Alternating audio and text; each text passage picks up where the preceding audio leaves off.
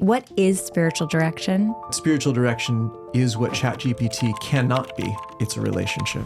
Do you have any kind of obedience to that spiritual director? When you have external authority and you're in the area of conscience, that's how you form a cult. We don't like that. In the beginning, God said, it is good, it is good, it is good, it is very good. The first time he said it is not good is for man to be alone. Father Boniface Hicks, thanks for joining the podcast. It's great to be with you, Lila Rose. I feel that I know you, even though I don't really know you. I feel the same way. Because in part, Christina Whalen now, she's married. Yes. But one of my dearest friends who you have accompanied for, I don't know, has it been 20 years? She's my first directee. She was your first directee. Mm-hmm. No way. Yeah, more than 20 years. Wow. Does she still call you? We just talked a week ago. Amazing. Mm-hmm. It is amazing. So this is a topic we haven't explored yet on the show in depth, and I'm really excited that you're going to do this with us. Spiritual direction. Great. What it is, why it's needed, all the things, but would love to hear first your background. Sure. And also you are a priest, but more than that, you are a Benedictine. A Benedictine. Yeah. And tell us about that too. Yeah. Well, there's lots of fun chapters in all of that. I grew up in a very loving family with very good parents who themselves didn't have a religious formation, but they had the formation of a Christian culture. So if you want to know what a Christian culture can do, even without more formal religious formation, my parents are a good image of that. My mother, who is gone to the Lord now 7 years ago, and my father, who's very much alive and a lovely person, but didn't raise me anything. Because they didn't really have anything to give, but raised me in a moral, loving, very committed marriage kind of household. So a very good human formation. But I was invited to study the Bible one-on-one with a nice total stranger evangelical at Penn State. Came up to me when I was sitting under a tree, invited me to study the Bible with him. And over the course of 3 years, professed faith in Jesus, and then started going to Mass, and was eventually baptized, confirmed, and received First Holy Communion at Penn State in 1997. So you didn't have any, we weren't baptized yet, anything? Nothing. But it was an evangelical guy who said, you got to read the Bible. A transition in there, yeah. It was a pretty genuinely non-denominational group. Their mission, the University Bible Fellowship, was to study the Bible one-on-one with college students and then just get them back into their own churches. So they were not so much drawing people to themselves, but I didn't have a church. But I had this idea that the Catholic Church sort of had all the stuff. And so I just sort of followed that. And the bells and whistles. Yeah, I think so. I think it's something like that. And maybe I had in the back of my mind, like, the Reformation was breaking away. The Catholic Church was there. I don't know. So, but I started going to Mass. I had a lot of friends who were Catholic. And so I was, baptized in 97. And then already in that journey, in my encounter with the Lord, which moved from a little bit more intellectual faith to a more personal relationship with Jesus, coming to know his voice in my heart was a transforming moment. And I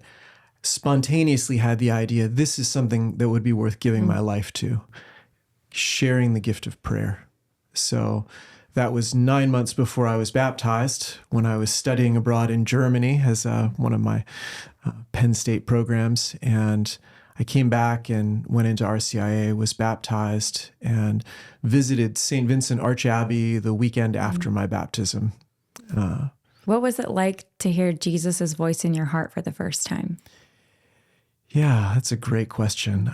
Well, it was life-changing, and it was, so at that point I had been doing a one-on-one Bible study for 3 years, two and a half years, I guess, and even every day getting together with this guy to read the Bible, pray, write.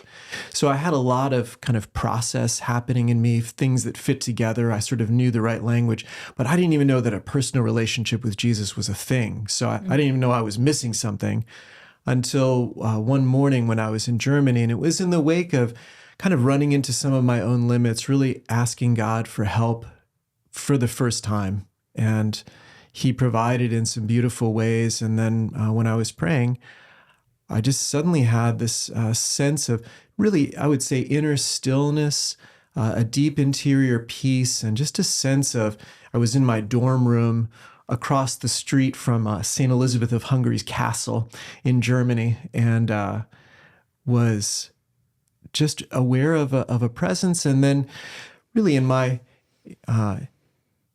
own language, in English, and thoughts that were somehow inside of me but didn't really belong to me, was hearing him just in simple ways, expressing his love, calling me to more, and then realized at that time also, I would say in the echo of my conscience, it was a voice that was in a way familiar, but I had never recognized was his voice. So all of this kind of Christian formation came together to put a lot of that together with something that was also radically personal, which was his voice that had been echoing in my conscience in some way for my whole life, really. But you felt that was the first time you actually recognized this is Jesus. That's right. Wow. Yeah. Why a Benedictine? Yeah, it's and a good question. And is the beard part of that, or is that these for are fun? Great questions. Yeah, you're asking all the right questions. So my first thought when the director of campus ministry at Penn State, who was a Benedictine, although I didn't really understand even what these categories were, when he said, "Do you want to go visit a monastery? I'm bringing a group of guys from Penn State to visit the monastery." My first thought was like, not a monastery. My call is to share the gift of prayer. And that had already turned into evangelization inside of me. And I thought, that's not what monks do. But then I thought, well, whatever, I'll go check it out. And I had a really powerful experience there that weekend, and the Lord confirming some things, but I was still on the need to go do the evangelization thing. So I visited the Franciscans of the Renewal, really loved them. They're awesome. And no shoes though, or no sandals. What do they do? Not no shoes. Yeah, yes, no sometimes bed, no shoes. Yeah, no shoes. That is right. No shaving, all that stuff. So it's great. I love all of that. The no shaving. Okay, so that it was attractive. It was attractive, and those guys are all like the captain of the football team. They just draw these young men who are zealous and strong leaders, and they're very creative too, right? Creative, yeah. They're outside of the box. They're on the streets. They're developing new things, proclaiming the gospel. And so I was very drawn to them, spent time with them. I'm still close to the community and do things with them. But really in that process, again, that same voice, the Lord just made it abundantly clear to me. He wanted me to go to St. Vincent. The Benedictines. And wow.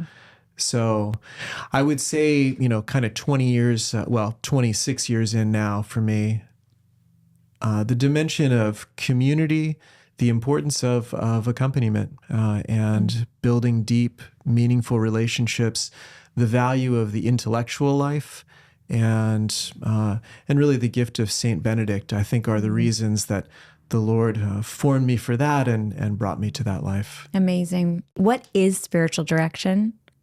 And then I want to hear about the history of it, because I know that's tied into the Benedictines as well. No, you're absolutely right. 7 Weeks Coffee is America's pro-life coffee company on a mission to fund the pro-life movement, one cup of delicious coffee at a time.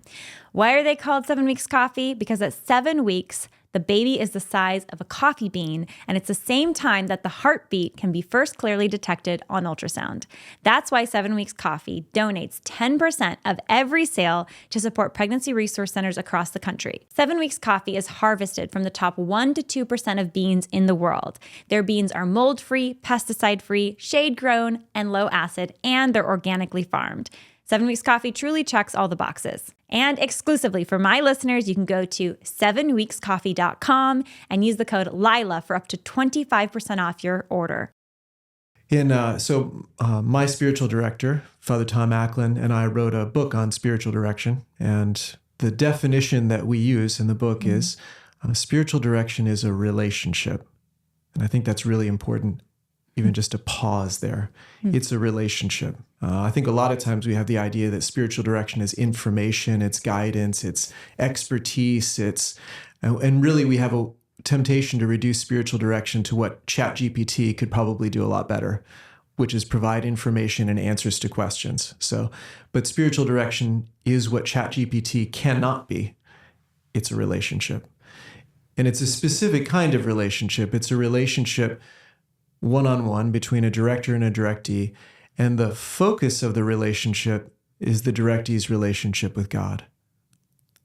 So a spiritual director ends up fitting into similar spaces in the directee's life as God does, because that's the focus of the relationship. And so the things that we can work out in spiritual direction are going to be the things that we're going to be able to pray about more easily or bring before the Lord in prayer. So it helps to process really the interior life of the directee. How is that different from, say, discipleship or mentorship or even therapy? Yeah, I think it's we're in this very interesting space in our world that, broadly speaking, relationships are a complete train wreck. The social matrix is shredded. As you know very well, the family is a disaster. I mean, we have divisions between mothers and their babies in utero, right? What else can stand in the face of that? So broadly speaking, society is falling apart at the seams. And in the midst of that, all of these specialized relationships are developing. We have more therapists, coaches, mentors, disciplers, spiritual directors than I think we ever had before. And everybody's got like 1, 2, or 3 of those at a given time. So somehow, and I would say God has really filled in the vacuum with something that's been an added benefit. I think those relationship specialists, and then that wisdom is sort of flowing out. Everybody knows something about trauma now because people are doing trauma therapy, and everybody knows a little more about spiritual direction, a little more about coaching and discipling. Do you think that's overblown, or do you think that's really because everyone is so, like you said, it's broken at the seams, or it's, society is struggling so much because of broken families? I mean, there's 1 million abortions a year. Just talking about trauma, spiritual devastation that brings. So yeah, do you think some of it's overblown? Because I do think on the right, there's a criticism of the left, like you're so, but you're navel gazing. You're so focused on yourself. Everyone's in therapy. We're overly, seeking therapeutic answers. Well, I think the really fundamental need, and some of the things that I have learned about trauma that are very interesting, is that it's not so much about the significance or the intensity of the wound or the hurt. It's about being alone in the pain. And so, yeah, I think there is a lot more, because there's a lot more aloneness, because the relational structure of our world is a disaster. So children don't have mothers who can just receive them and hold them in their pain and say, you hurt, something was bad, it's appropriate that you hurt. And that really fundamental thing is missing. And so there's a lot of stuff that's coming out of us.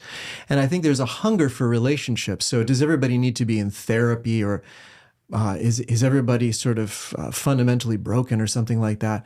Well, I don't know about that, but we have a deep need to be received, to be seen, to be understood, and to have somebody else. So it's fascinating. The brain is really a relational organ, and it develops in relationship. So just a simple thing. How did you discover that something is happening in your stomach and it has to do with something needing to be put into your mouth? Like, why did you think that? Because when your stomach was hurting and you cried, your mother fed you, and then you learned this connection. But that connection didn't exist prior to that. And there's so many things in us that don't exist unless we have someone outside of us to help us make the connections. And so all of that is to say, we have this fundamental need for meaningful relationships where there can be a real emotional attunement, and we can have somebody else help us to work through, process, and just be in touch with the stuff that's happening in us. So no, I don't think it's navel gazing. It's actually the communion that we're made for. That people are missing. Yeah, I mean, in the beginning, God said, it is good, it is good, it is good, it is very good. The first time he said it is not good is for man to be alone. And that's when man was alone in paradise with God. Wow. That's not good. Wow. Without another. Because we're made to be in the image and likeness of God. John Paul II, in his Theology of the Body, he said, man is in the image and likeness of God, but he's more in the image and likeness of God when he's in a communion of persons.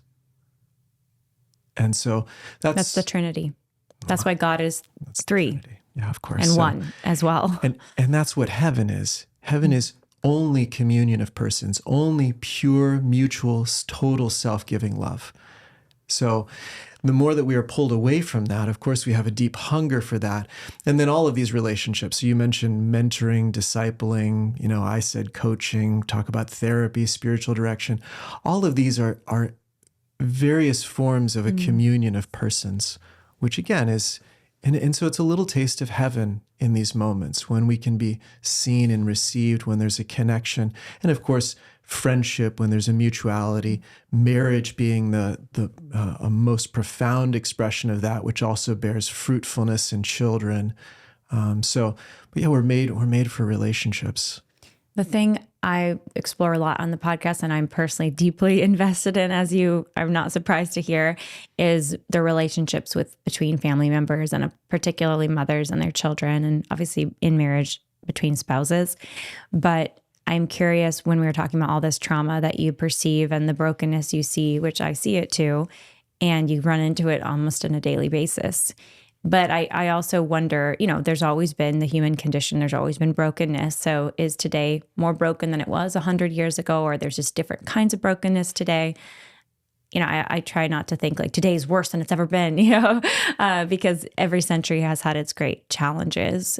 That being said, would you say in your experience, and even on this proliferation of these therapists and spiritual directors and coaches, there's something uniquely bad happening in the development of many children, meaning they're missing out on key bonds with their mothers, or missing out on the foundational assurance that comes from having a mother and a father in an intact family that love each other and then love them? What's your take on that? Yeah.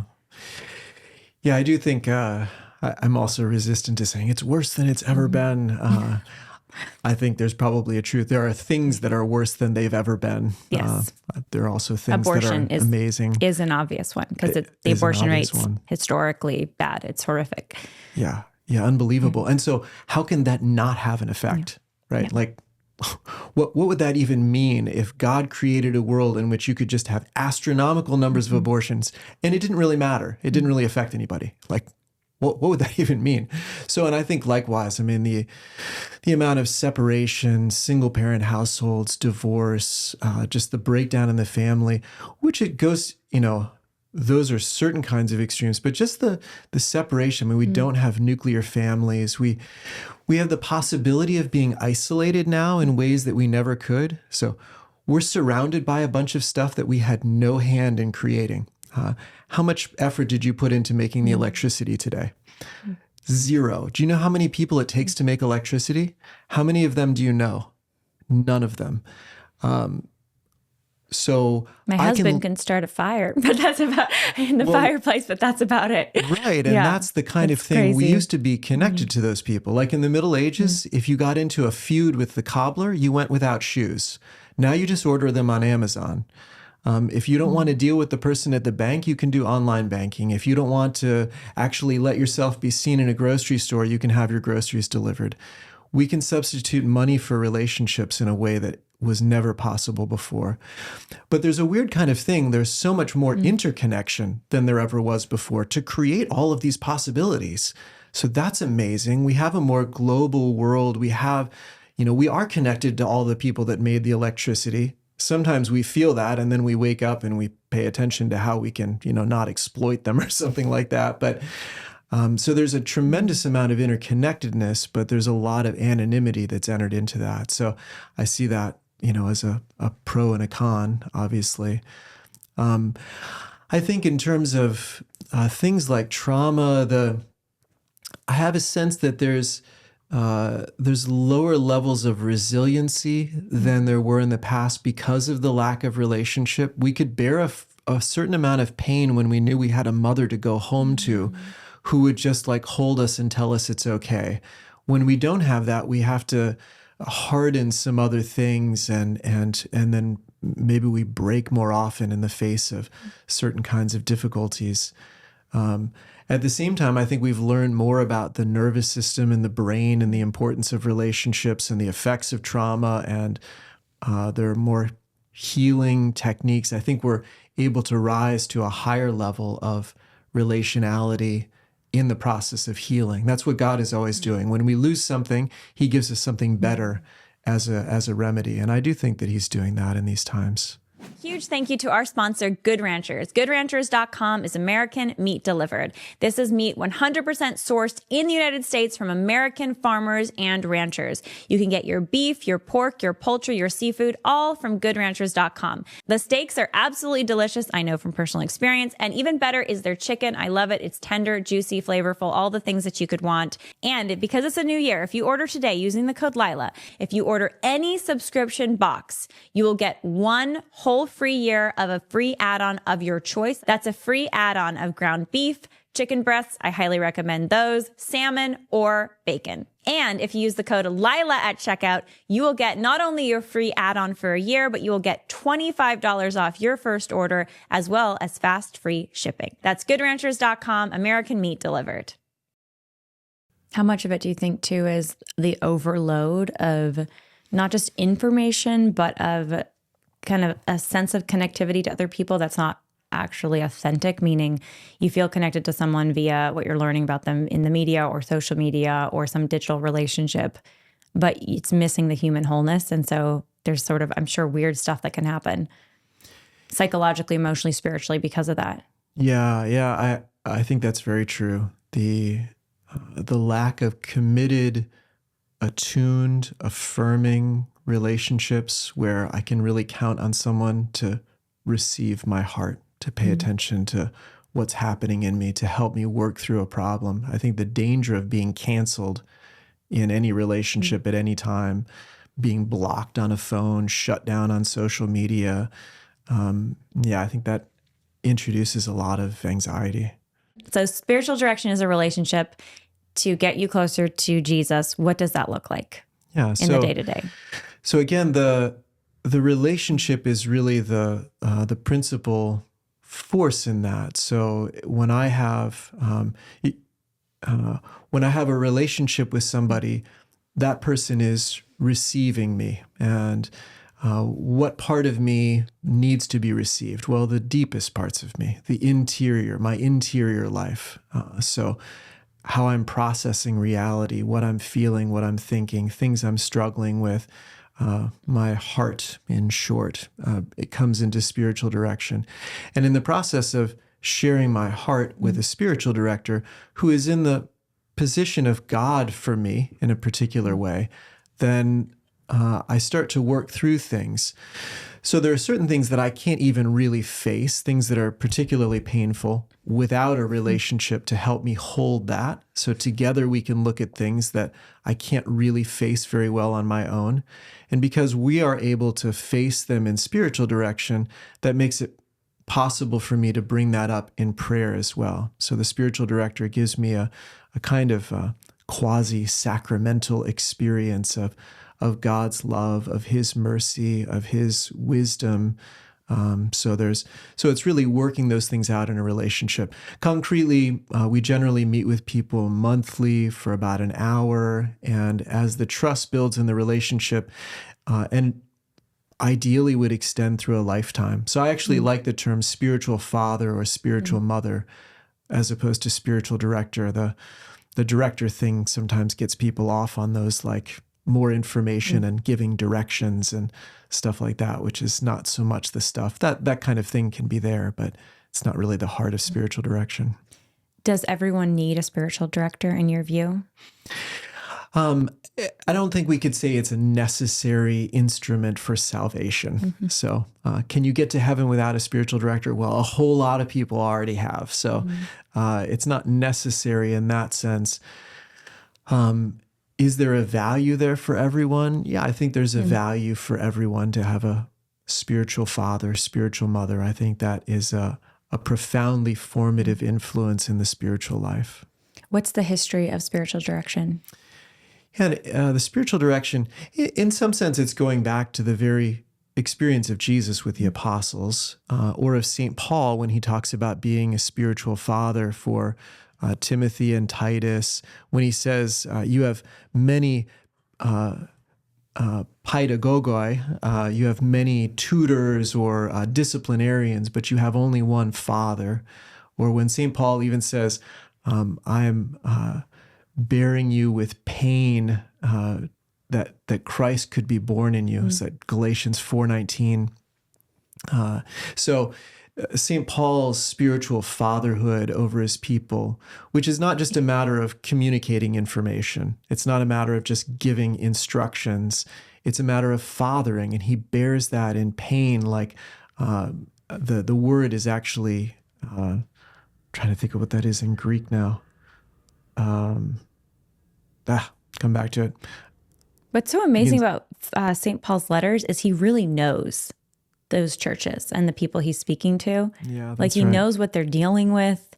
He knows what they're fighting over. He knows what they need.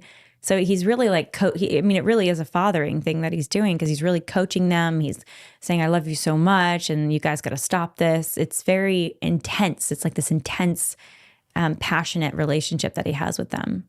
Yeah. Yeah, and bearing them with a kind of birth pang. So carrying them in his heart, continuing to write to them, even when he's already left them. When it was much harder to do that than it is now with an email, he was writing letters, sending messengers, continuing to hold them in prayer, revisiting them, sending them a father like Timothy or Titus to watch over them. Yeah, there's a real fatherhood in that. So his fathering of communities is a model, and then really out of the monastic movement. So monastic spiritual fatherhood, and you'd find this in the 3rd and 4th centuries. Saint Anthony of the Desert is generally heralded as the father of monasticism, and he went out to the desert responding to a word from Scripture. If you would be perfect, then sell all you have and give to the poor and come follow me. And he was struck by that and felt that following Christ would be to go out to the desert and have this intensive relationship with him. But he ended up founding a movement in a way, and other men came to learn from him. And the heart of it, going back to what I was describing about spiritual direction, was to reveal everything that's going on inside, and to be able to reveal all of the hidden thoughts, all of the inner movements, and to entrust that to the spiritual father, who could then receive that with love and guide the learning monk towards living that monastic life. But that would be, a lasting relationship. More father than counselors tend to be short-term, coaches tend to be short-term, disciplers tend to be short-term, but spiritual direction or spiritual fatherhood, motherhood is lifelong.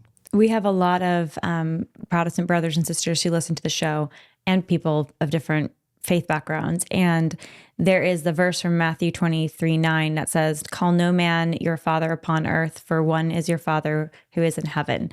And this, I think, is confusing for some folks who look at priests or look at this idea of a spiritual father or spiritual mother, but particularly, priests are called father, and obviously some religious women called mother. And I think that's confusing for some folks. So can you speak to that? Well, Jesus doesn't prohibit people from calling anyone mother. And he talks about that in terms of fatherhood, so that we always maintain the right primacy. Human fatherhood does not define God's fatherhood. God's fatherhood defines human fatherhood. And one is a father only to the extent that one is like God the Father. So, and that would be very much the case in spiritual direction or spiritual fatherhood or motherhood, is that one is meant to be a kind of manifestation, a reminder, a connection, or in psychological language, we would talk about transference. We're really trying to be intentional about my relationship with God is going to be assisted by my own spiritual father, who gives me a taste of what God's love is like. Now, my spiritual father is not with me right now, but God the Father is with me right now. So that relationship with God extends through time, but it's really formed through the course of our human relationships. And you dare not call man a father who is not like God the Father.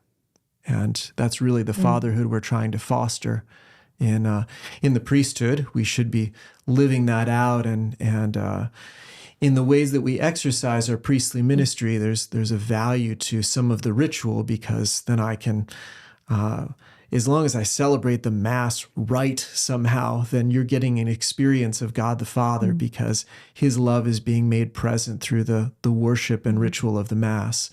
The more that I insert myself, and to whatever degree I'm dissonant from that, and we know the damage that that's caused when men who are called Father were acting contrary to God the Father.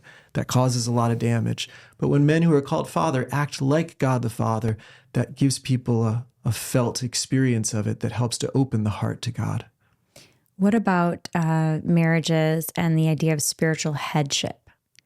Because this has been something that I know a lot of women who are women of faith, and maybe they're not married yet, or they're married, and they want to make sure that they're doing, putting in to their love and to their marriage the right efforts, and then also have the right perspective about how God speaks to them as a couple.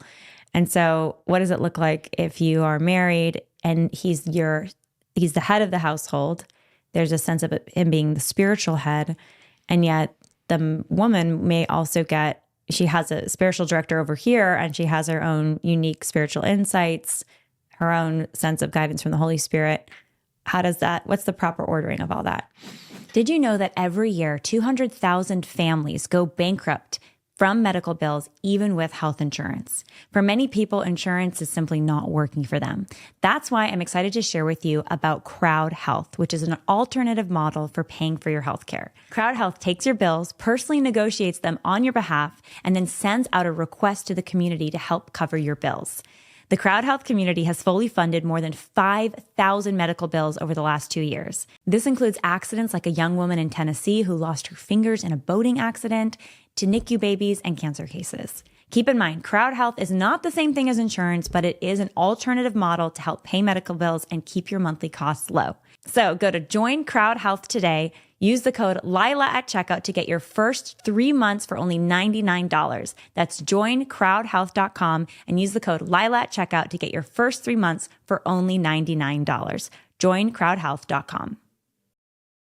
Yeah, I know that's these things are bubbling recently. Well, maybe for a long time, but anyway. Oh, and some very traditional folks say that, well, the husband should be the spiritual director. This is not as much in the Catholic world. It's more, I would say, in some parts of the Protestant world, but there's some view of like the husband should be the one directing the wife. Yeah.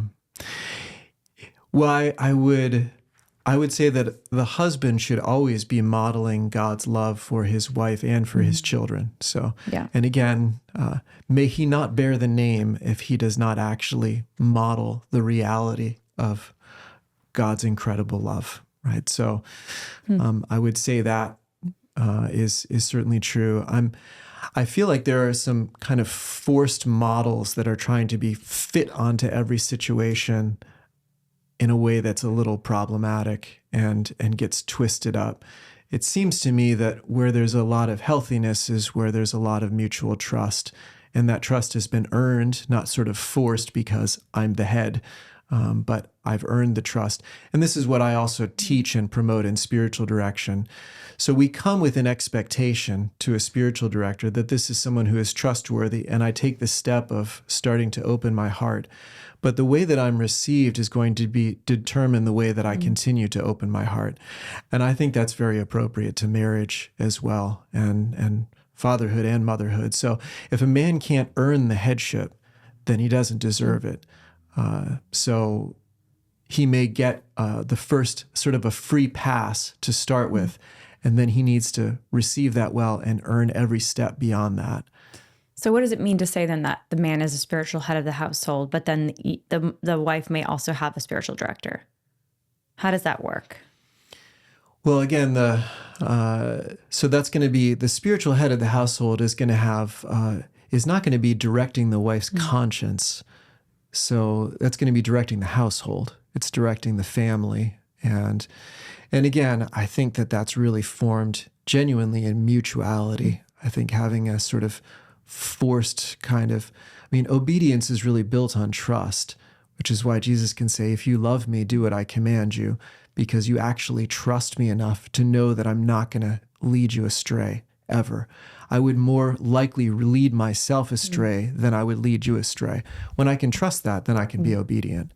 So, but in terms of spiritual direction, if it's working well, I direct a number of married women, well, like Christina, and it helps them to open to their husbands more. So they're able to work through maybe more sensitive interior places and areas of their relationship with God, who, of course, their husband is not God. Their relationship with God is distinct from their relationship with their husband. And that's the piece that I'm playing into more, is developing that relationship. But then that relationship should open them more to their relationship with their husband, their availability in marriage, the generosity of their hearts in parenting and things like that. I've seen the Holy Spirit speak through my husband many times, and I do have a spiritual director, and I have had, blessings poured abundantly through spiritual direction, but then I see it sometimes come in through my husband in a unique and consistent way. And I'm saying I think both are great. Mm-hmm. And again, sometimes you're married, and maybe you're married to a non-believer. Some women are married to, or maybe they're married to a believer, but they're not practicing their faith as seriously, whatever it might be. And God can still work good through that because He pours graces everywhere. But I think what I like what you're saying is there's a freedom in it that God works through so many different people. And in marriage, it's actually not good to have this very maybe legalistic view of what spiritual headship means and how it operates. And I have seen when people have that legalistic view, especially in some kind of more conservative culture spaces, it actually gets them into trouble, and it can be counterproductive.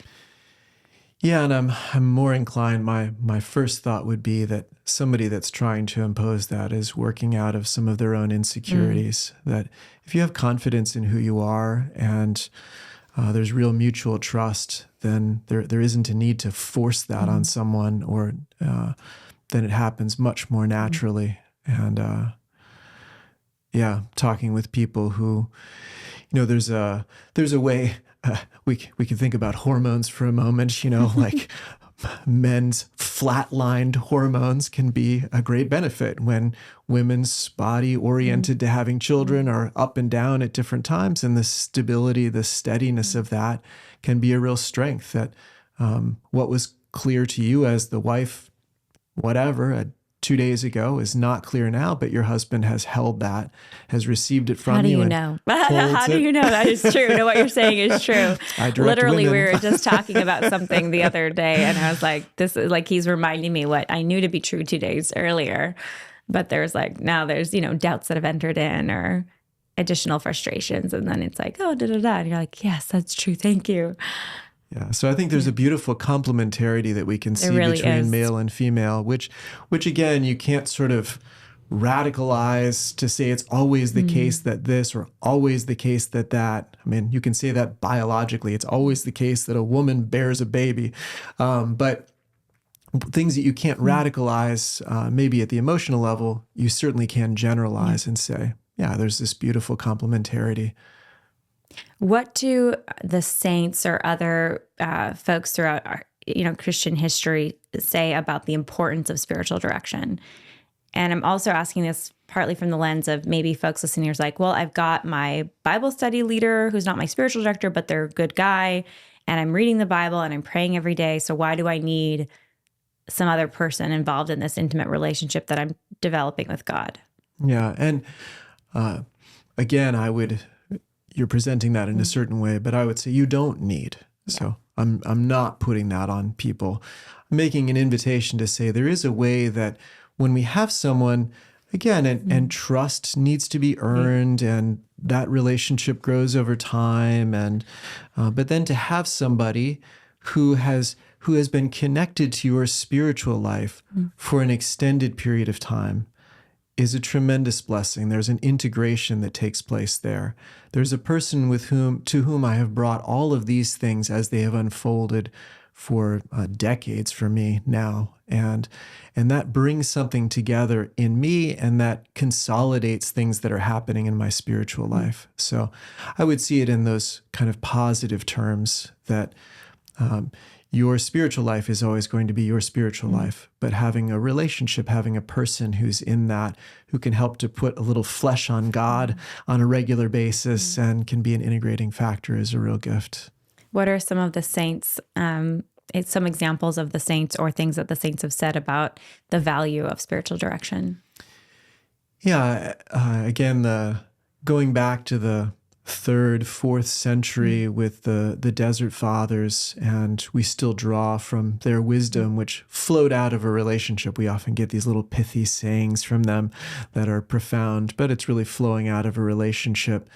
That was necessary in their context. And I think you can see that especially for, I don't know how, more supernatural or exceptional vocations in terms of priesthood and religious life, which are not natural. Now, marriage is also supernatural, but it's building on something natural. So I think the formation of that really requires spiritual direction in a different way. But so that's been reinforced throughout history. But then we see people like St. Francis de Sales was a great spiritual director of lay men and women, as well as clergy and religious, and reinforced the value of a spiritual director to help open our hearts and help us to hear the Lord more clearly, confirm what we're hearing. St. Faustina spoke in very glowing terms about the importance of spiritual direction for her, that she received it as a gift and felt that she would have lost so much grace to not have someone who could help her to navigate. And again, she had a very particular calling to spread God's mercy in pretty remarkable ways. John the 23rd was actually a seminary spiritual director, and then as Pope addressed seminary spiritual directors and pointed to where real points of renewal have taken place in the church through the ages, and hidden underneath several significant figures was a holy spiritual director who was helping them to become the saints and reformers and that they then developed into. That's really something that fascinates me, is that when I look at the history of saints, you often find them in these little clumps. Yeah, saints travel in packs. Yeah, they're like little besties, or they're being spiritually directed by one another. You know, St. John of the Cross, I think of as an example. Yeah, St. Teresa of Avila. And he's directing St. Teresa of Avila, and he's younger significantly, right, than St. Teresa of Avila? Yeah, she had a couple of spiritual directors, Peter of Alcantara and Saint Peter of Alcantara, and then had some connection with St. John of Avila also, but then really reformed the order with John of the Cross, and then he was directing her for some time and was younger than she. Yeah. Yeah, he started pretty young, right? Yeah. And you started young too. Yeah. How old were you when you've had your first directee? Just after I was ordained, so 28. And Christina was one of the first, right? She was the first that I'm still meeting with. She was the first that you're still, wow. Yeah. Wish she was here. We could ask her about it too. I have a lot of questions about that, but one big picture question has been on my mind. I'm like, I want to hear what he says about this, is the fruits of spiritual direction. You've said multiple times, it's not necessary for salvation, of course, but there have been so many fruits that have served millions of people and many of the saints because of direction. What does that look like? Or what are some examples of that? We Heart Nutrition provides wholesome supplements and vitamins, and they have wholesome values. Not only does We Heart Nutrition use the highest quality, research-backed ingredients that are always in the most bioavailable form, We Heart Nutrition is also unapologetically pro-life. In fact, 10% of every sale of their vitamins is given back to pregnancy care centers. You may not know this, but many of the major multivitamin companies are owned by corporations that donate directly to Planned Parenthood. With We Heart Nutrition, it's the opposite. It's not not only a best-in-class vitamin, but they're donating 10% of their proceeds back to pro-life resource centers. We Heart Nutrition sells vitamins for women at every age and stage of life, including options for preconception, pregnancy, postpartum, and postmenopause. So go to weheartnutrition.com today. Use the code Lila for 20% at checkout. Now, when you place an order of $50 or more at weheartnutrition.com, you will receive a free signature bamboo capsule box. These boxes are adorable and make taking your vitamins or traveling with them easy. Check out weheartnutrition.com and use the code Lila at checkout for 20% off. That's weheartnutrition.com. What does that look like? Or what are some examples of that? I think... Well, the ultimate fruit is holiness, that it helps us to grow in receiving God's love, which is always the first dimension of holiness, that we might also love him more. And that happens in a relationship because there's a real love that develops in spiritual direction. Again, the love of a father and son, or a father and daughter, or mother and son, mother and daughter. But that love of spiritual direction just flows very much into learning to receive and to love God. So that would be the fruit, and that can happen through ways of healing. That there are places that maybe I'm inhibited in receiving God's love because of my own self-perception, because of things that have happened, because of other relationships. There can be healing that comes through spiritual direction as I open some of those places and bring them into relationship. And then there are things that get worked out in relationship, and that's where we talk also about discernment and understanding where the Holy Spirit is moving. I think that's a nice way to say it. And how do I hear that? Well, sometimes I can pay attention, like we were talking about earlier. I can understand what's happening in me better when I share it with you and I receive it back from you. And there's a way that we can process things together in relationship that are happening in my heart that I can't do alone as well without. Anyway, so the dimensions of discernment, that being able to talk through things that are happening, understanding what's happening in my prayer, understanding where God may be leading me or where the fruits of something are. So it's another fruit of spiritual direction. You were mentioning multiple times women or mothers, spiritual mothers. So spiritual directors aren't just necessarily priests or religious. They can be lay people and men and women lay people. Yeah, and that really goes back to the beginning. Again, the monastic movement. Anthony of the Desert was not a priest, and other spiritual mothers. So women also went out to the desert to live this kind of more intensive spiritual life, and then had women forming them. Saint Mary of Egypt or Saint Pelagia. Anyway, the number of different desert fathers and mothers would be kind of the foundation of this. And then you see it through time. I mean, in a real way, Saint Teresa of Avila was a spiritual mother and was formative within her community and for people outside of her community. And then, I think we're seeing that more and more in the lay space as well. I think that there's a real renewal. So even among clergy and religious, I think spiritual direction became much less common or much less deep. The kinds of things that I'm describing with you now, I think are really true to the tradition, but I think waned quite a bit before let's say the Vatican Council, 60s, 70s, 80s. But I think as society has fallen apart, and I think in some ways as church culture has fallen apart, that the need for someone with whom I can relate and grow in my relationship with God, there's been a hunger for that. And I think God has provided more. I would say there are more spiritual directors now than maybe ever in history. And certainly a number of spiritual direction schools now, and just a lot of good happening in that space. So when you're first starting, and you have, which one is it here? It's the Spiritual Direction Formation Program. So you actually have a program at St. Vincent Seminary to teach people how to be spiritual directors. You started spiritual direction at age 28.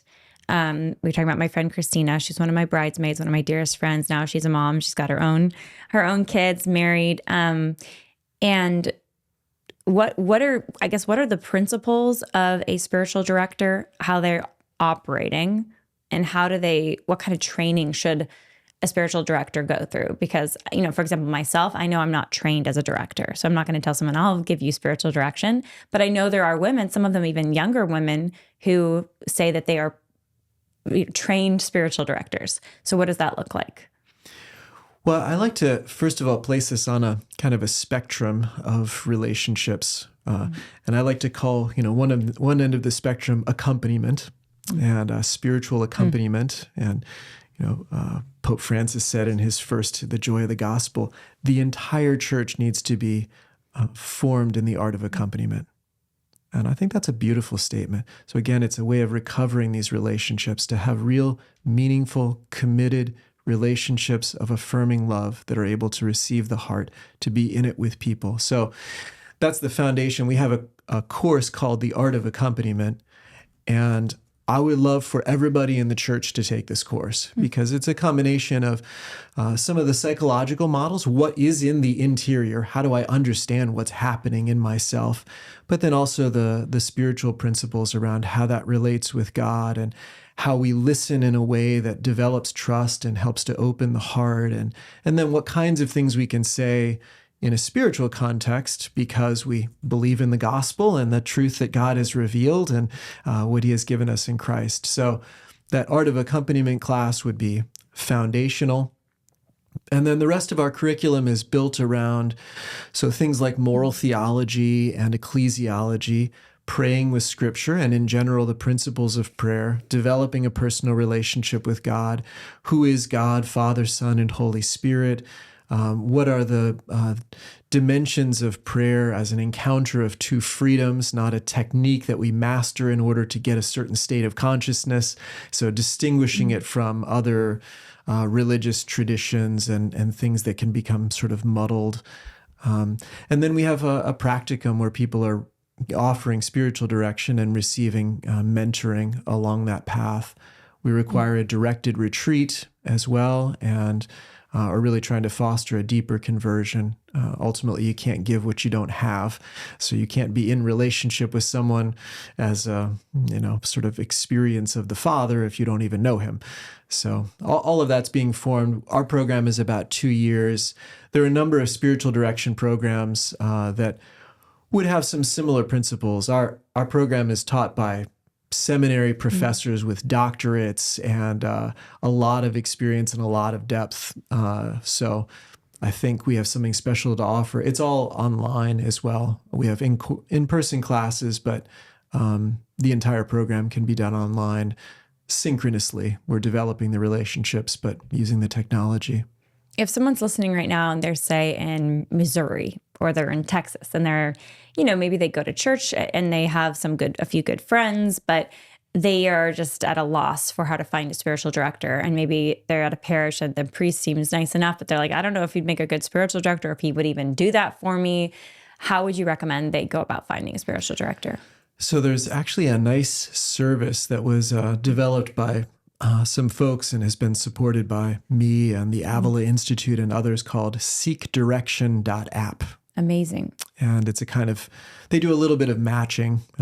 It's not a Catholic match. It's not anyway, but they do a little bit of matching. Match. That's great. And it can be online or in person. Matching meaning you put in your personality type and your address, and then it connects you. A little bit of, your interest. You're like swiping left or right, and like this spiritual director looks particularly holy. It's not as in depth as all of that, but a little bit of matching around interest, and some people, just because there are lay women offering spiritual direction doesn't mean that you need to be comfortable with that person. So there may be some shaping of those possible connections.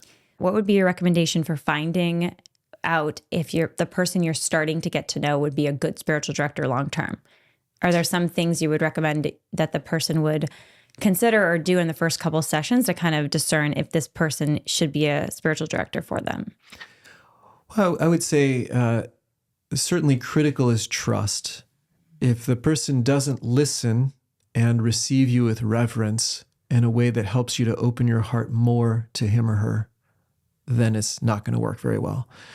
And then, of course, you also need to have a a reverence, have a sense that that person has a real relationship with God, that you could entrust your relationship with God to that person. So I think those things are going to come out fairly quickly if there's the kind of chemistry there that opens your heart and trust, and that you have a sense of, there's really, like, the Lord is really present in this relationship. What do you recommend if you're going to someone's going to a spiritual director and the director gives them advice that they don't agree with? Well, the way I teach directors, first of all, is advice emerges best from the conversation. So advice that's imposed, I would already have a little bit of concern around. But even then, of course, there is advice to be offered, but it should always be offered in a way that's really free. What's coming to me is that maybe you should reach out to your mother and see if you can repair that relationship. What do you think about that? So it's really, spiritual direction should be fostering greater freedom. Again, like, what is God doing with us all the time? I mean, he seems to give us a pretty long leash that Too long. Sometimes we get a little concerned about. But if the spiritual director is getting constricting like that, I'd have some concerns. If the person is comfortable, I would even, maybe bring up that topic with the spiritual director. They might find that the spiritual director is, actually does have some freedom around that and doesn't realize how that's coming across. So a lot of times we have more power than we kind of feel like we have, and our advice can be heavier than we can feel it is. And so getting some of that feedback can help. If you're a lay person, so you're not a priest, you're not a religious, you're just an everyday person, and you have a spiritual director, do you have any kind of obedience to that spiritual director? Because I know if you're in an order or if you're a priest, you have obedience to your spiritual father, your bishop, or to the head of your order or whoever it may be. Well, we actually distinguish even in those contexts. So the bishop or the abbot cannot be a spiritual director for a person. There needs to be room for what we call the internal forum, a place of manifestation of conscience. And that's for a few different reasons. But when you have external authority and you're in the area of conscience, that's how you form a cult. So we don't like that in the Catholic Church. We're trying not to do that. So the sense of obedience is, again, it really develops out of trust more so, that I can receive things, I trust that God is really working through this relationship of spiritual direction. And when something is emerging there, I'm going to trust that enough that it may push me to do something that I don't feel 100% confident about, but because it emerged and I trust you, I'm going to take that step. So that would be more the sense of obedience. So obedience to what I believe the Holy Spirit is showing me through the conversation with this spiritual director, father, mother. And it's not that I'm taking it as they said this, I have to go do it, but it's more God, I think, is directing me this way. What about, have you seen, or do you see this? You mentioned, obviously, our friend, your directee, Christina, 20 years relationship. And I know she loves you and is been so blessed by you for years. I think maybe there's other people who had an amazing experience with a spiritual director for a year, 2 years, maybe even 5, 6 years.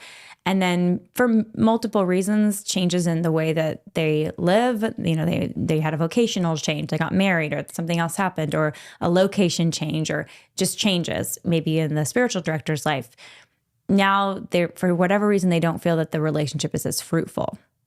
And maybe they're trying to maybe seek out someone else.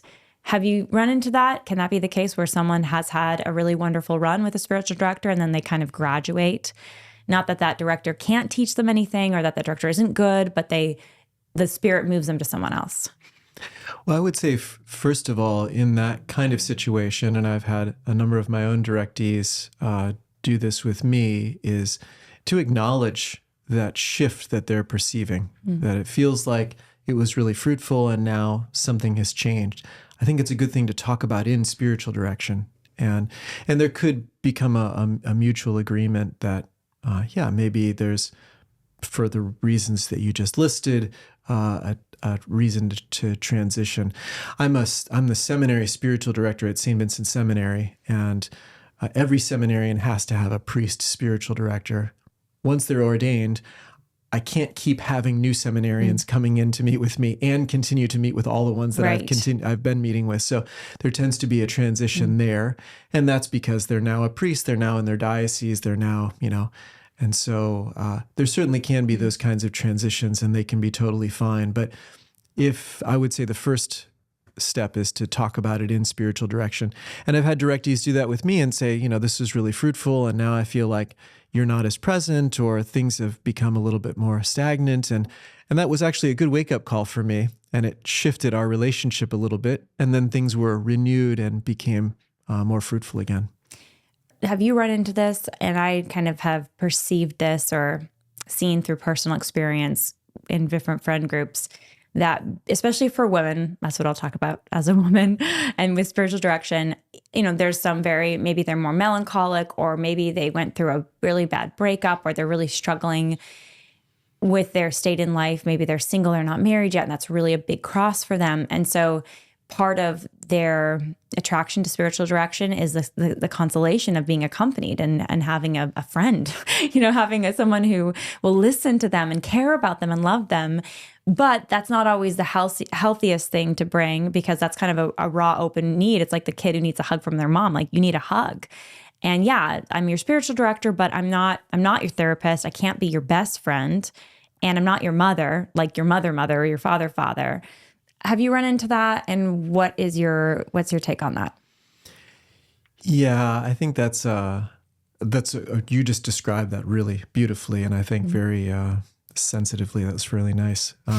No, really, it would be easy to sort of shame or too much condemn personal some of those, experience, maybe. and I think there can be. I guess I wouldn't want to make that black and white. I feel like I've helped to sustain some people through some of those times, and I can be a hug also, and there's a place that a father and a spiritual father can play in some of those difficult spaces. I have some natural boundaries because I don't have a lot of time. And so I can't be as available as somebody might need in that space. So I can touch that, and I think that helps. I can support it, and I think that helps, but I can't fulfill it, and I won't try to. And so then that pushes the person to keep working through that, carrying the pain, finding the other relationships. If I had more time and I were also more inclined because of my own needs to play into that dynamic, that could be more dangerous. And one has to... Meaning you're getting, it could be dangerous for the director if he's getting or she's too much emotional gratification from being needed. That's codependence then. Yeah. So you want to be careful about that. And that's why every spiritual director should have a spiritual director. People ask what's necessary for spiritual direction. I always say, three things. You should have a spiritual life. You should have a spiritual director, and your spiritual director should think it's a good idea for you to give spiritual direction. I'd say those things are absolutely necessary. So those are the kinds of things that I need to be aware of, that my spiritual director should be aware of in me before even signing off on me giving spiritual direction, that if I'm in danger of codependency, if I'm trying to meet my own emotional needs with my directees, then that's something that I need to really keep a close eye on. Have you personally had to manage in all of the people that you've directed, you've formed? I mean, you've helped thousands of people, and you're very... in the Catholic world, it's Father Boniface. He's the guy, he knows what he's doing, and you've blessed so many people. You hear these horror stories, and I know you've heard about them, of when the relationship has been abused. And I think that's particularly scandalous for people in and outside of the church who themselves maybe are hungry for that relationship, but are afraid of it because of the potential for abuse. And I think particularly, I don't know if I should even name any names or call any specific examples, but I think people get it, meaning you have the horror stories. And in the church, there have obviously been the priest, abuse scandals, which are just absolutely horrific, with involving children and all of that. But then because of the uniquely intimate relationship of a spiritual director and a directee, and I'm not just talking about physical boundaries or sexual boundaries that are crossed. I'm also talking about potential emotional boundaries. It could be between a woman and another woman, where, again, the power of that relationship, you are there to help them discern God in their lives and in their hearts. and receive God in their lives and in their hearts. So it's so intimate. So that's particularly, I'm sure that Satan would just be so thrilled to pervert that or to destroy that or to confuse that or to just do anything to harm that. So yeah, what are your thoughts on that? And what are some examples that you've seen, if you can share, where maybe there was the potential for risk there, but there were good protections put in place to avoid that? Well, you just expressed all that really well, and described very well there's always a matching danger with a matching value. When you take the risk to enter into trust, that can be well said. A matching danger with a matching value. That's life. Yeah. I mean, that's thus vulnerability. And, we want to make meaningful risks. We don't want to be foolhardy. We don't want to be reckless. And that's why trust develops steadily over time. We don't sort of give somebody everything without knowing that they can really receive that. And we have to have enough self-respect and enough of our own boundaries for that. And a spiritual director should be able to help with that, not let somebody pour out everything. Like, let me earn it. Let me earn your trust and give you the sense of being received. And so, that's an example of how a spiritual director certainly holding some of the boundaries and steadily moderating the time that we can space these things out, that we can meet. We don't need to solve everything in 2 meetings. We don't, so I think that steadiness in the relationship, and then it has a more natural way of incorporating more of the person's life, and you get a larger sort of slice of experience from them over months, not just an intensity over a couple of days or something like that.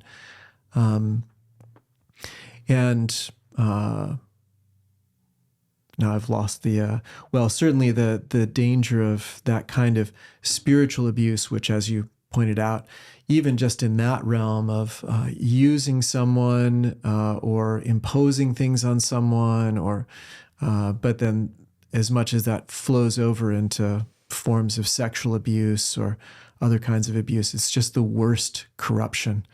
The corruption of the best is the worst. And those things do tremendous damage. I mean, there are whole religious orders that are devastated by some of those realities that they've gone through.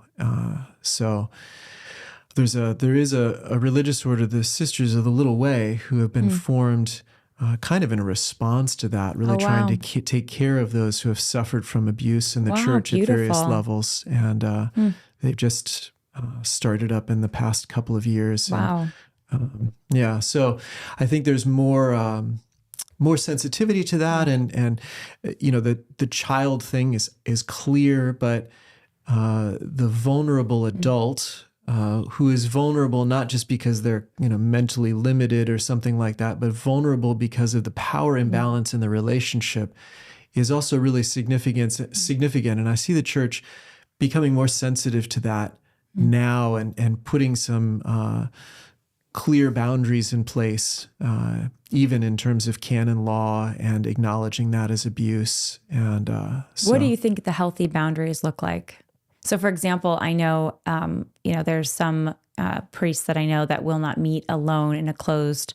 I mean, they'll meet in like a confessional or whatever, but they like to have a screen up. Like, there's some priests that's what they're, now that they don't always have that luxury, but they want that because they don't want to be alone in a room with all the, no windows, et cetera, with another, particularly woman. I mean, I don't know. That's like a concern for scandal. I'm not sure what that is.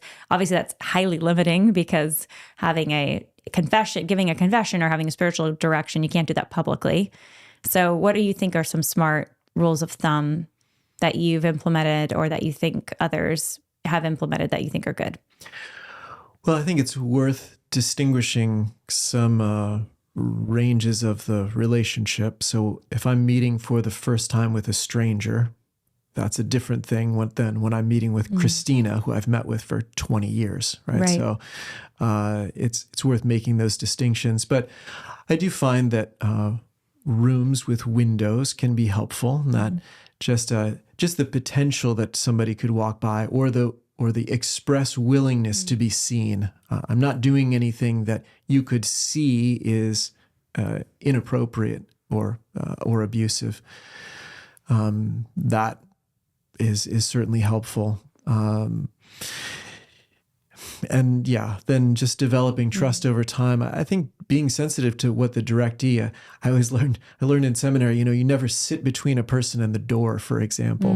Just little things that we don't even necessarily pay attention to, but to foster freedom. Like, I don't have anything that anybody should be afraid of. And so I'm not afraid of myself.